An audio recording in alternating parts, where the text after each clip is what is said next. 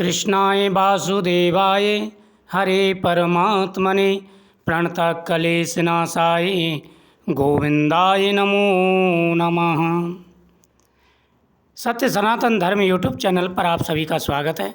आज मैं आपको देवउठनी एकादशी की कथा सुनाने जा रहा हूँ। बहुत ही पवित्र कथा है। इस दिन भगवान योग निद्रा से जागते हैं। इस एकादशी को प्रबोधनी एकादशी भी कहते हैं। इस कथा के श्रवण करने से हर प्रकार की मनोकामना पूरी होती है। देवसेनी हरिसेनी एकादशी को भगवान शयन करते हैं और देवउठनी एकादशी को भगवान जागते हैं। सभी शुभ मंगल कार्य होने प्रारंभ हो जाते हैं। इस दिन सुबह स्नान करें, भगवान को स्नान कराएं, भगवान के सामने तुलसी दल समर्पित करें, फल समर्पित करें, भगवान के सामने दीपक जला करके कथा का श्रवण करें। इस बार हरि प्रमोदनी एकादशी का बड़ा महत्व है।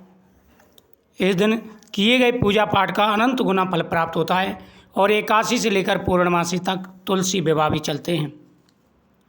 जगत पिता ब्रह्मा जी ने कहा, हे मामुनि, अब आपको पाप विनाशक तथा पुण्यदायक और मुक्ति प्रदान करने वाली प्रमोदनी एकादशी की कथा और उसका महत्व सुनाता हूँ।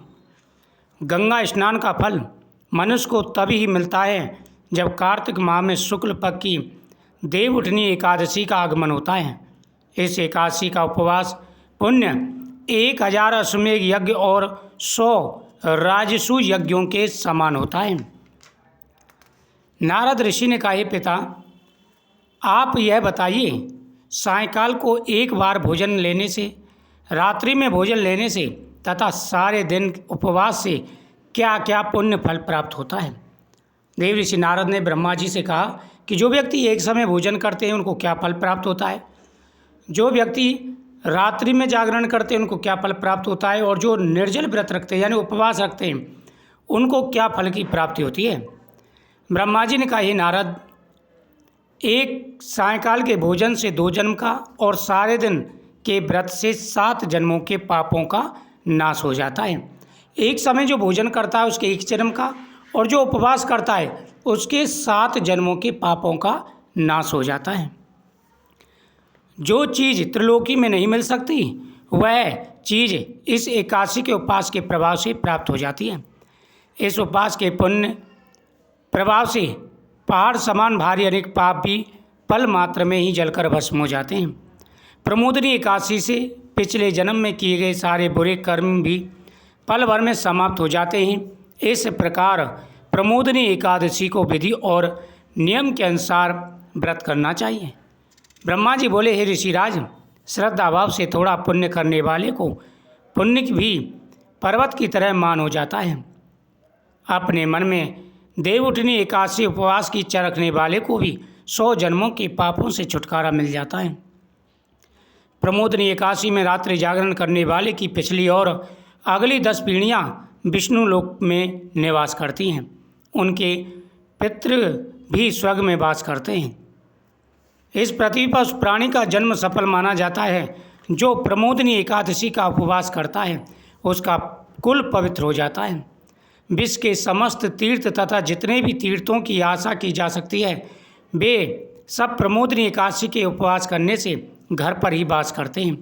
अतः मनुष्य को सभी कर्मों को छोड़कर प्रभु की प्रसन्नता हेतु कार्तिक माह की इस एकादशी का उपवास अवश्य करना चाहिए। इस एकादशी का उपवास करने वाले धनी, योगी, तपस्वी, इंद्रियों को अपने अधीन रखने वाले होते हैं, क्योंकि यह एकादशी भगवान विष्णु को अत्यंत प्रिय है।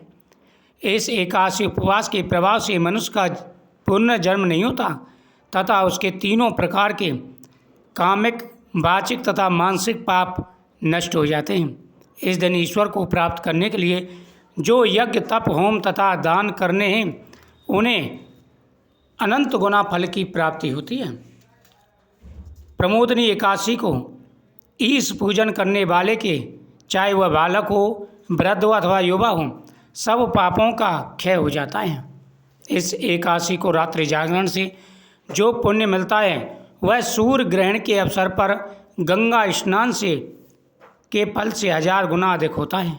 मनुष्य जन्म समय से लेकर के अंत तक जो भी पुण्य का पाता है वह प्रमोदनी एकादशी के उपवास से प्राप्त पुण्य के समक्ष बहुत कम है। हे नारद, प्रमोदनी एकादशी उपवास को नहीं करने वाले के सारे पुण्य क्षय हो जाते हैं। अतः हे ऋषि नारद, आपको भी नियमानुसार विष्णु पूजन करना चाहिए। कार्तिक माह में धर्माचरण करते हुए जो पराया अन्न नहीं खाते, वे चंद्रायण उपवास का फल पाते हैं। कार्तिक मास में प्रभु शास्त्र कथा सुनने से ज़्यादा प्रसन्न होते हैं, ना कि दान आदि करने से। तथा कार्तिक में ही जो थोड़ा सा या अधिक इस कथा का श्रवण करते हैं, उन्हें 100 गोदान करने का फल मिलता है। अपने कल्याण के लिए विष्णु भगवान को पूजने वाले अपने परिवार का उद्धार करते हैं तथा 1000 गोदान का पुण्य पाते हैं। प्रमोदनी एकादशी को विष्णु कथा सुनने वाले को सप्तदीप दान के बराबर फल मिलता है। विष्णु कथा को श्रद्धा भाव से सुनने तथा पढ़ने वाले ब्राह्मण को शक्ति के अनुसार संतुष्टि तथा पूजा करने वाले को उत्तम लोक मिलता है। इस पर नारद ऋषि ने कहा, हे जगतपिता ब्रह्मा, अब आप इस एकादशी उपवास करने की विधि और मिलने वाले फल के बारे में कहें। ब्रह्मा जी बोले, हे नारद, इस एकादशी के दिन मनुष्य को ब्रह्म मुहूर्त में उठकर सरोवर अथवा नदी में स्नान कर उपवास ग्रहण करना चाहिए। प्रभु से प्रार्थना करें, हे भगवान, आज मैं आहार नहीं लूँगा तथा द्वादशी को ही भोजन लूँगा, अतः आप मेरी रक्षा करें। इस प्रकार प्रार्थना करके ईश पूजन करें, तब उपवास शुरू करें। रात्रि में प्रभु के पास बैठकर गीत संगीत तथा कीर्तन में ही सारा समय गुजारें। प्रमोदनी एकादशी उपवास को उदारता से धूप दीप अगर आदि से विष्णु भगवान का पूजन करें। हे नारद, कार्तिक माह में तुलसी दल से भगवान की पूजा करने वाले के 10 जन्मों के पापों से मुक्ति मिल जाती है। इसी मास में तुलसी के दर्शन करने वाला, स्पर्श करने वाला या ध्यान अथवा कीर्तन करने वाला, तुलसी का पौधा रोपित करने वाला या उसकी सेवा करने वाला 1000 कोटि तक विष्णु धाम में निवास करता है। तुलसी का पेड़ लगाने वाला व्यक्ति तथा उसके कुटुंब महाप्रलय तक विष्णु धाम में ही रहते हैं। कदम पुष्प पे प्रभु का पूजन करने वाला यमराज द्वारा दिए गए जाने वाले पापों से और यातनाओं से मुक्त हो जाता है। कदम पुष्पों को प्रभु अन्य फूलों की अपेक्षा अधिक पसंद करते हैं। गुलाब के फूल से प्रभु की पूजा करने वाले मुक्ति मोक्ष पाते हैं। बकुल और अशोक के फूलों से प्रभु का पूजन करने वाला भी मुक्ति को पाता है, अतः अनंत काल तक दुख रहित रहते हैं। इस प्रकार अनेक पुष्पों से भगवान का पूजन करें। सफ़ेद और लाल कनेर के फूलों से भगवान की पूजा करने वाले भी प्रभु की प्रसन्नता के हकदार होते हैं। दुर्वादल से विष्णु भगवान का पूजन करने वाले भी पूजा फल से 100 गुना अधिक पुण्य प्राप्त करते हैं। समी पत्र द्वारा भगवान के पूजक भयंकर यम पथ को बड़ी आसानी से पार कर लेते हैं। चंपा के फूलों से विष्णु प्रभु का पूजन करने वाले भव सागर से के आवागमन के चक्र से मुक्त हो जाते हैं। स्वर्ण निर्मित केतकी का फूल प्रभु पर चढ़ाने वाले को करोड़ों जन्मों के पापों का नाश हो जाता है। पीले और रक्तवर्ण के जैसे कमल के खुशबूदार फूलों से जो भगवान की पूजा करता है, वह श्वेत दीप में स्थान पाते हैं। ऐसे ही रात्रि जागरण में प्रभु का पूजन करके अगले दिन शुद्ध जल की नदी में स्नान करें। तत्पश्चात प्रभु प्रार्थना करते हुए अपने घर पर आकर प्रभु का पूजन करें। तब उपवास हेतु ब्राह्मणों को भोजन कराना चाहिए तथा मधुर वचनों से उनको विदा करते हुए उचित दक्षिणा प्रदान करें। गौ भोजन और दक्षिणा प्रदान कर गुरु का पूजन करें। तब ब्राह्मणों को सूर्यसी दक्षिणा देकर ही नियम का त्याग करें। रात्रि को ब्राह्मण को भोजन कराकर स्वर्णमणित बैल का दान करें। रात्रि को स्नान करने वाले मधु और दही का दान करें। फल की आशा रखने वाले फल दान करें। तेल के स्थान पर घी और घी की बजाय दूध और अन्नों से चावल का दान करें। प्रमोदनी उपवास काल में पृथ्वी पर सोने वाले को अन्य वस्तुओं सहित सैया का दान देना चाहिए। मौन व्रत रखने वाले को स्वर्ण के साथ तिल भी दान करना चाहिए।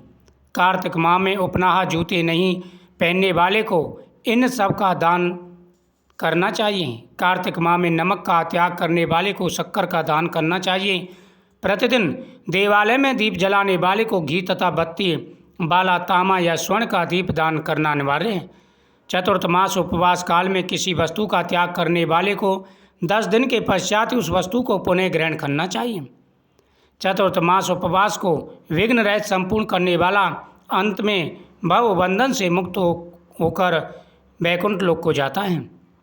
उन्हें दोबारा जन्म नहीं मिलता। जिन व्रतधारियों का व्रत खंडित हो जाए उन्हें निसंकोच इस व्रत को पुनः प्रारंभ कर देना चाहिए। जो मनुष्य इस प्रबोधिनी देवउठनी एकादशी के महत्व को सुनते व पढ़ते हैं उन्हें गोदान का फल प्राप्त होता है। हे नारद, पूरे नियम और श्रद्धा के साथ किया गया यह व्रत अनंत गुना फल प्रदान करता है।